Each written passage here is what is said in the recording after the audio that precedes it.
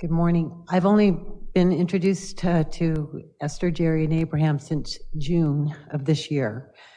I found the book Money and the Law of Attraction just somewhere online and read it and got back into a career that was so good to me that everything seemed to happen overnight. I got my brilliant inspiration for growing a business. I have an incredible partner, and everything is just happening very fast, but for my personality, still not fast enough.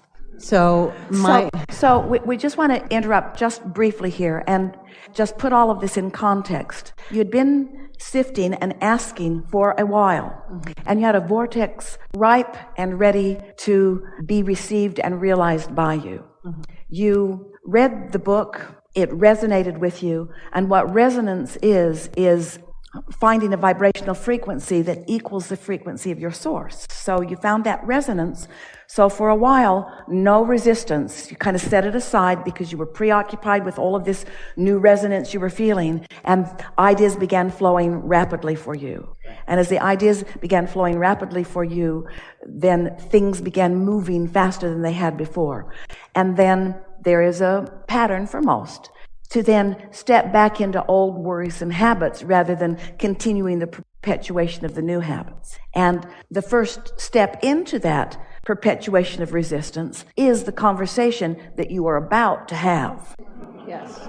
Sometimes it helps to use a little determination, a little willpower, to just not be so ready to say, well, it is my habit usually to fuss and worry about things, or it is my habit, because while there may be habits that you have, there's no point in pointing out habits that are not helpful. Well, this brings me to the question of deliberate creation and focus. You attract into your life what you're focusing on. And then another concept is if you let it go and relax, it'll come to you easier. Well, you just talked about the 3 steps. Step 1 is defining, focusing.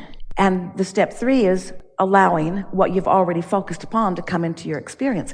Here's the way to hear this. And since you're new to this, there are others also. You'll appreciate these perfect words. The vibration of the asking or the question and the vibration of the answer or the solution are different frequencies. So you ask from one frequency, but if you stay in the asking mode, you hold what you're asking for away because you're asking for it from a place of not having it. That's what your impression is. That's what your experience is. That's where you're standing. And so you ask and let it go. Ask and consider it having been asked. And then chill out because you only have to, this is hard for humans to hear. You don't have to keep asking. We heard you. That's where I keep. We heard you. We lined up everything possible for you. And when you keep asking, you just keep holding yourself apart from the answer or the solution that you're reaching for. So can I walk away from it emotionally for a little bit and do something else? I'm afraid I know you just said it, but I'm afraid to let go of it because then it won't stay in momentum. I'm afraid if I stop the concentration then you missed on it. this part. That you ask, it's in this vibrational reality and source is tending to it. And it will remain there until you allow it in. And for most people, it remains there long after you never allow it in.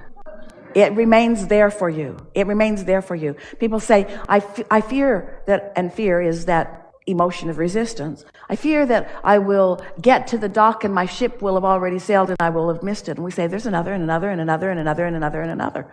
There's a never-ending stream of ideas that will flow to you, just waiting for one to hit you at the right moment, which means at the right vibrational, emotional place.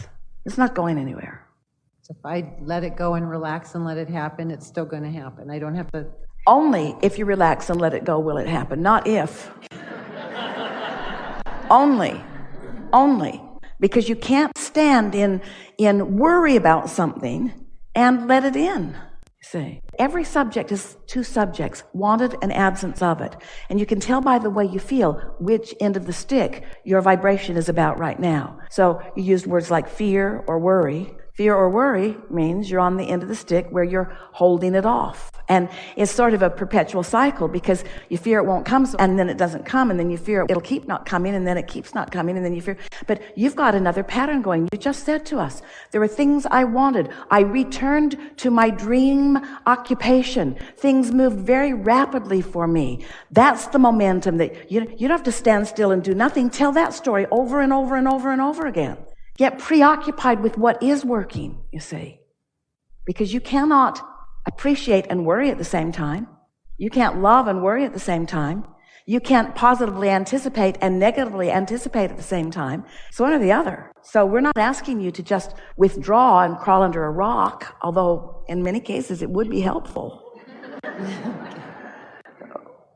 We're suggesting that you do what you did in the beginning of this conversation and just do it until, like our friend just now, it's so natural that those words just fall out of you easily and you find yourself consistently there. I loved his question. I've never heard anybody actually from that point of, I did everything, and now what? And he answered, that conversation was the now what. We love having that conversation because there will always be another now what. Because the way it works is contrast causes you to clarify and ask for something that you're not living. So there is this gap between what you want and where you are that you have to deal with by chilling out. So as you chill out and think about what it will be like rather than like what it is, and anticipate rather than worry, you close that vibrational gap, and now there's no gap between what you're asking for and what you're doing vibrationally, and now that means your point of attraction is right in keeping with your vortex, and it flows right into your experience. Ideas come, manifestations happen. So now you're living what you were formerly wanting to live. Now you're living it. But along with the receiving of that full-blown manifestation, you also received a new set of contrasting experiences that cause you to launch another desire that you're not a match to. There's a gap between what you've just asked for and what you currently perceive. So you've got some work to do, some imagining, some chilling, some not fussing, some chilling. So you close that gap again. And now what you're asking for and your vibrational frequency are in the same place, and so it flows into your experience as you just described, flows into your experience effortlessly as our friend just described. And now you are the manifested version of what was something that you were asking for. And along with that full-blown manifestation comes another set of contrasting experiences which causes you to ask yet for more. But you're not a match to it. There's a gap. So the work never stops, but the worry can stop because after a while you can say, hey, I get how this works. Life shows me things that I didn't know I want that I now know that I do want. And I'm not a vibrational match to it because I've never had it before, and I'm used to only offering vibration based upon what I have. I usually offer most of my vibration, it's true of most people, based upon what I'm observing. Now I have to conjure and imagine and appreciate. I have to focus more deliberately, but I'm getting better and better and better at it. And so as you focus more deliberately, you close the gap more easily. But you will never be gapless. You will always be reaching beyond where you now are. That is a promise. It is a necessity of the eternal nature of that which we all are. There can't be more and perfection and completion all at the same time. And there is always more, always more, always more, always more. So you have brought us to the most important conversation ever. And that is, how can I be standing without the fullness of everything that I want and not mess up my vibration by my awareness of the absence of something that I want? We say, by remembering all of the presence of things that you do want, and by acknowledging, I am the creator of my own reality. And law of attraction is fair always. And I have the ability to focus. And this is the most important thing. The whole point of all of it anyway is for the way you feel. And isn't it delicious to feel anticipation? Yeah. Don't you love the feeling of anticipation? Have you ever anticipated something and then it happened and then the next day you're sort of bored? Because the anticipation was really sweet, wasn't it? The anticipation. And you can keep yourself in a state of chronic anticipation. You know what the mantra of the universe is? Now what? Now what? Now what? Oh, that was good. Now what? Oh, this is good. Now what? What more? What more?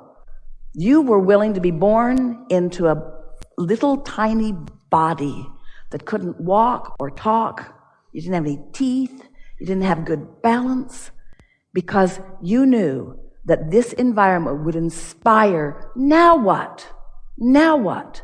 And it will never cease inspiring, now what? No matter how many wonderful things you are accomplishing or living.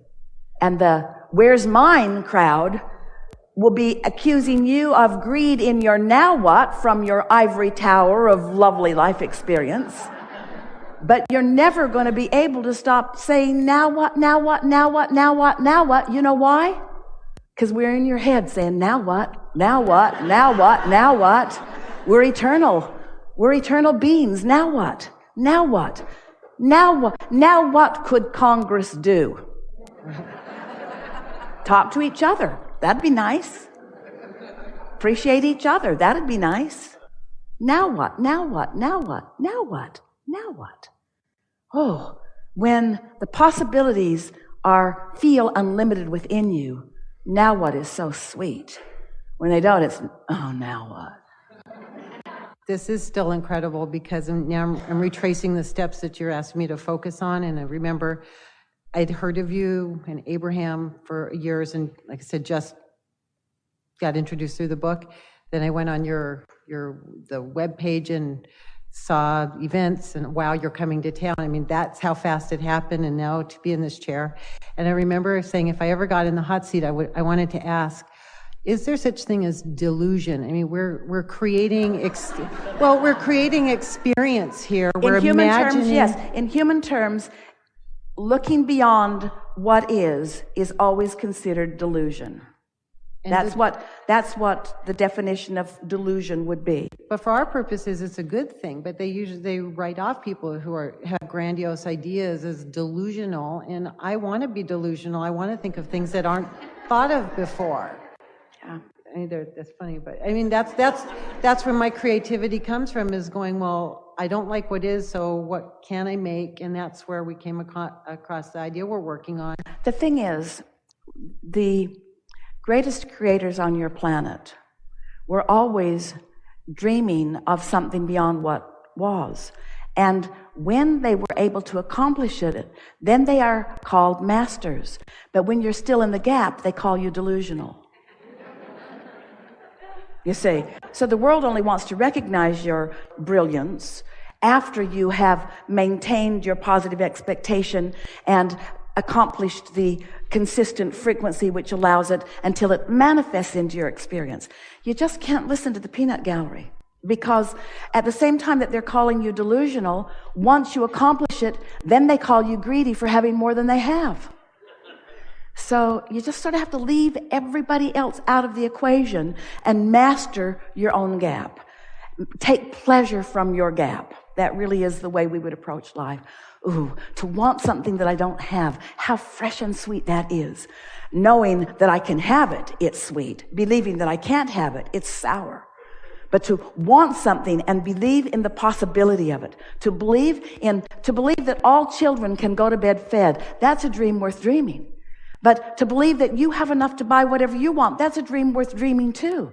In other words, you don't have to feel bad about the things that you are personally advocating, because there is no one who advocates for you more powerfully than the source within you. And if you're not in alignment with that advocation, you're denying yourself the very beingness that is you see. Don't take a poll on what the world thinks about anything, because the world is confused. Instead, let your life show you what you want. Get a bead on it. Focus on it. Feel the energy that creates worlds coursing through you, and watch the results of your focused power. We know the deliciousness within you when you feel worthiness.